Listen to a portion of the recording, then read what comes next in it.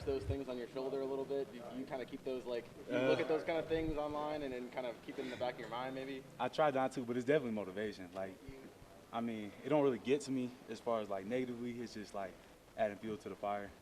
I've always been smaller, right? Like freshman year, college, even in high school, I was small. So, I mean, those type of things, they just do something. How often do you get maybe a defensive lineman catch you and be like, oh man, you caught me off guard, or does it maybe after a game? Does that ever happen? I feel like it happened more my not true, redshirt freshman year. Um, I feel like people didn't really know who I was, and they were just thinking, oh, he weighs like 270 pounds, so it's gonna bull rush him, and it don't really work like that all the time. What are you up to now? About 285, 290. What was the biggest like thing that you did to kind of? Is there a dietary change, or was it just in the weight room? How were you able to put on that weight? I mean, it was everything. Here we have a cafeteria where we get 3 meals, so I mean it's pretty easy to put on weight here.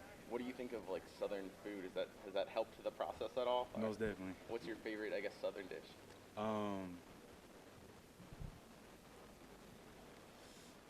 I say it used to be mac and cheese.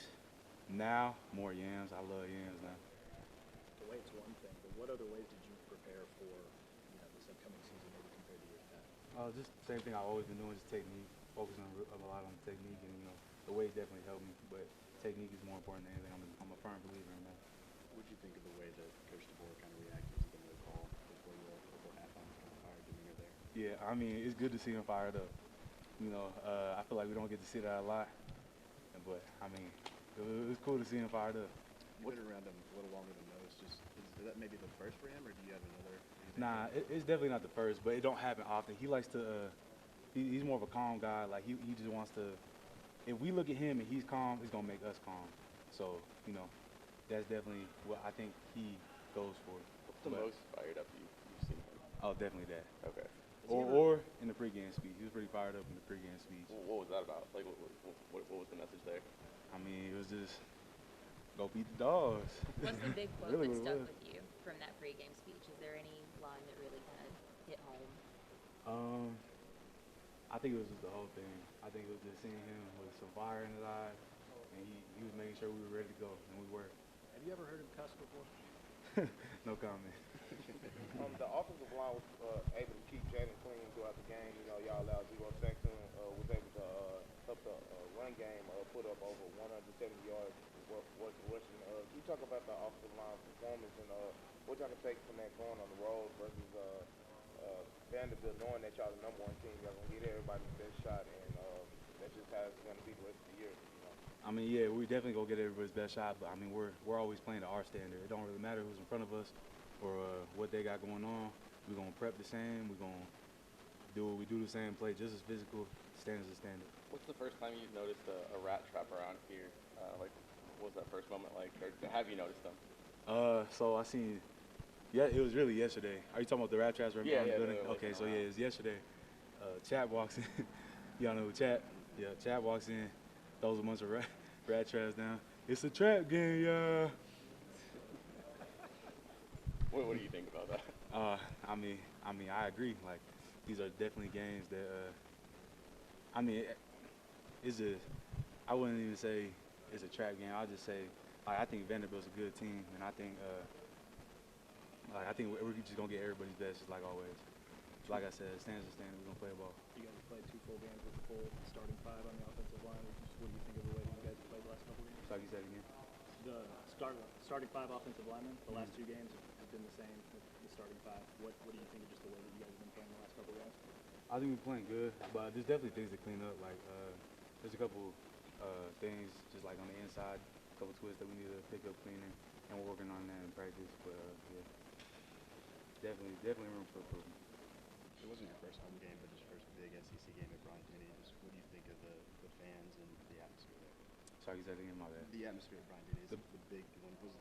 What was it like being in the first one? Oh, it was crazy. It was crazy. That was. I mean, I say that was really our first like real big game, first SEC game, and I mean the atmosphere was insane. It was insane. What's it like being the number 1 team? And this is new for you, this first week of being on the number 1 team. Is there anything? Is there pride? Do you just ignore it? What's it like? Nah, we really just ignore it. We haven't even talked about it honestly. I mean, it's just it is what it is. We're obviously gonna get everybody the best shot, but I mean, standards is standard. Just because we're number one don't mean anything right now. It's the beginning. How much did you lean, going back to the offseason a little bit, how much did you lean from some of the people back home, and how much did they kind of help with your transition? Oh, definitely a lot. I mean, people here too. Like people are always checking in on me, making sure I'm straight. But yeah, my people back home, like my family, my friends, always. I mean, they're not out here, but they're always checking up on me and making sure I'm good. It's the same way people were here. What's the best piece of advice you've received during that time? Really just hard times don't last. Really, that's the main thing. You know, it don't last forever. How much has Tyler Booker been an influence on you in terms of just playing kind of with intensity and a little scrappiness to it? Oh, I mean, he real inspirational to me. I see him at like what is he, like 320, 330, chasing the ball downfield. I'm like, yeah, I know. I should be doing that too, and I do. But it's just inspirational to see him, how hard he works, the message that he brings every day. Just it's never good enough. Sorry if you've been asked this already, but after such an emotional game on Saturday, how do you avoid an emotional letdown going into a road environment at Vanderbilt? I mean, like I said before, just keeping the main thing. I mean, the standard's a standard, and we're not gonna let what they do affect us. Or I mean, I know they had 2 weeks to prepare, but I mean, it's gonna be what we always do.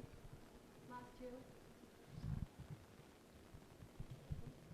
We know that the coaches have been putting out rat traps all across the facility. What other messages have they been giving you guys as you guys prepare to go into Vandy this upcoming week? I mean, like I said, they just make sure that we know the standard's a standard. We're competing against ourselves more than anything. Thank you. Thank you.